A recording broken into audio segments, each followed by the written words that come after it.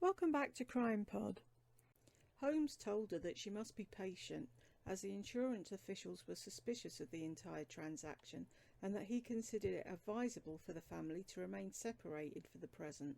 In fact, he stated that he had come to get the two smaller children, Nellie and Howard, and take them to Covington, Kentucky, where a nice old lady was caring for Alice.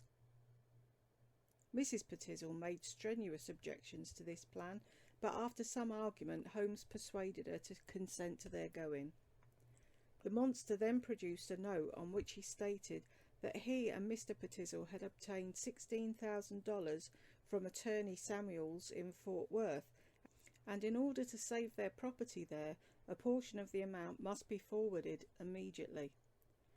In this manner he obtained $7,000 from her, and after instructing her to proceed to the home of her parents in Galva, Illinois, he departed on September the 28th with the two children, after promising that the entire family would be reunited at the earliest possible moment. At this time Alice was in the keeping of a lady in Covington, Kentucky, and at Holmes's request she wrote a cheerful letter to her mother in which she spoke of the kind treatment accorded her. This greatly increased Mrs. Petizel's confidence in Holmes, and she ceased to regret parting with the other children.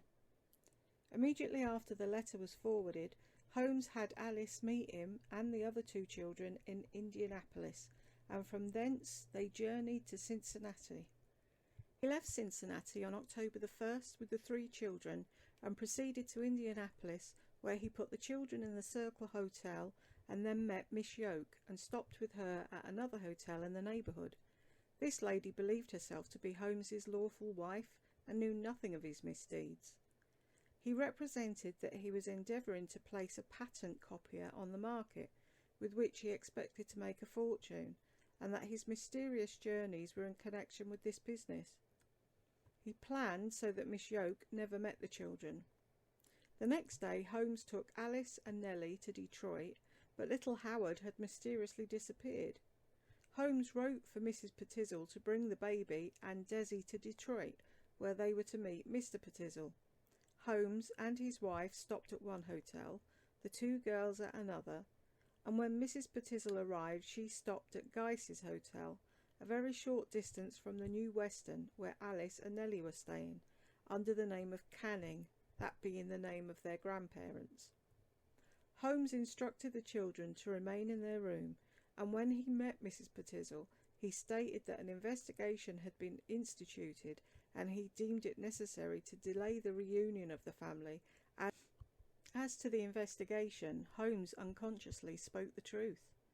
It will be recalled that he promised to pay Marion Hedgepeth $500 if the insurance swindle was consummated, but as time rolled by and Marion saw nothing of the money, he decided to turn informer for two reasons. First, to get revenge, and second, to gain the goodwill of those who might be able to assist him. So on October the 9th he wrote a letter to the Chief of Police, Chief Harrigan of St. Louis, wherein he exposed the entire scheme, but of course he did not believe that Petizel was dead. On October the 18th, Holmes took his wife and Nellie and Alice Petizel to Toronto, Canada. He and his wife stopping at the Walker House under the name of Howell, and the children were registered at the Albion under the name of Canning, as in Detroit.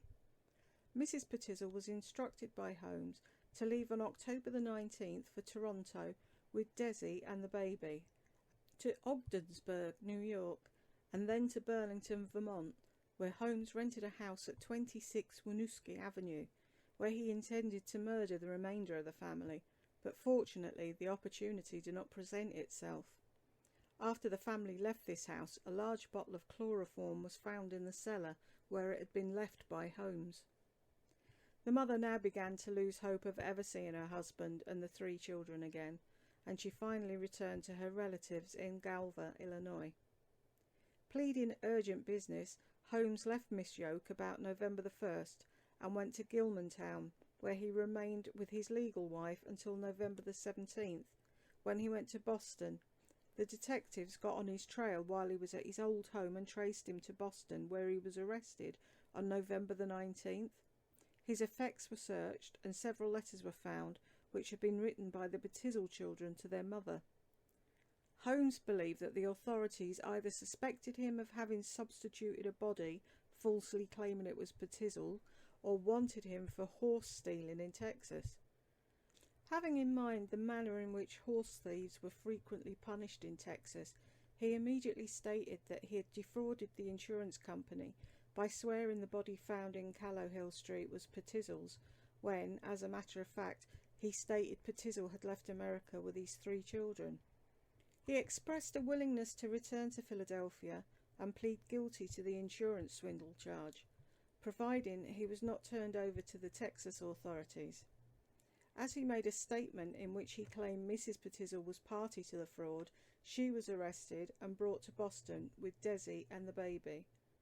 Mrs. Petizel was subjected to a severe cross-examination, but at its conclusion the authorities were convinced that she was innocent. However, on November the 19th, Mrs. Petizel and Holmes were taken to Philadelphia as prisoners, the 2 children and Miss Yoke accompanying the party. It was June the 3rd, 1895, before Holmes was brought to trial for defrauding the insurance company. He willingly pleaded guilty. At this time, several months had elapsed since either Petizel or his 3 children had been heard from, and the authorities were becoming convinced that Holmes was guilty of far worse crimes than defrauding an insurance company by substituting a body. They strongly suspected that he was guilty of at least 4 murders. As Petizel was suspected of having an intimate knowledge of Holmes's criminal career, it can be seen that his desire to permanently seal Petizel's lips were only equalled by his desire to obtain the bulk of his life insurance.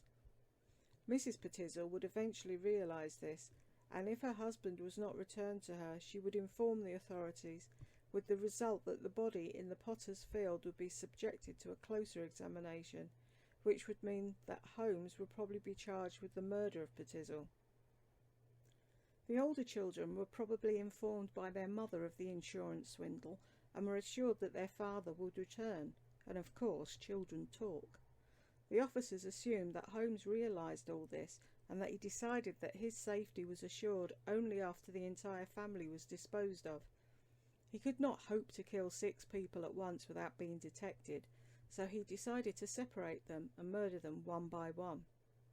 On December the 27th, 1894, Holmes made another statement, substantially as follows. "I regret that I have made false statements in the past, but the following are the facts. While Petizel was at 1316 Callowhill Street, he drank very heavily, and I took him to task about it. He appeared to be despondent, and said that he'd better drink enough to kill himself and have done with it all. The next morning I visited his place, and using a key I entered the building. I found a letter addressed to me, which I destroyed, in which he said I would find his body upstairs. I went upstairs and found him lying dead on the floor. There was a rubber tube in his mouth, which was attached to a quill run through a cork into a large bottle containing chloroform. I had arranged with Petizel that the body substituted for his should be burned about the face and hands by pouring a mixture of benzene, chloroform and ammonia on it, and then setting it on fire. That a large bottle was then to be broken and a smoking pipe and burned match placed nearby. The object being to show that the person supposed to be Petizel, or Perry, had actually ignited the mixture in the bottle while lighting the pipe, and that the bottle exploded and death was caused by the burns. Seeing Petizel's body, I decided to carry out this plan in all its details. The 3 children are now in Europe in the custody of Miss Minnie Williams, formerly of Fort Worth, Texas." It was easily proved that Holmes told the truth regarding the identity of the man found in Callowhill Street, but the remainder of the statement was not believed. It was now clear that Holmes was not guilty of substituting a body, and action regarding that case was postponed, pending a further search for the missing children. The district attorney then looked about for a detective possessed of sufficient ability and determination to undertake this gigantic task, and he decided upon Frank Geyer of the Philadelphia Police Department.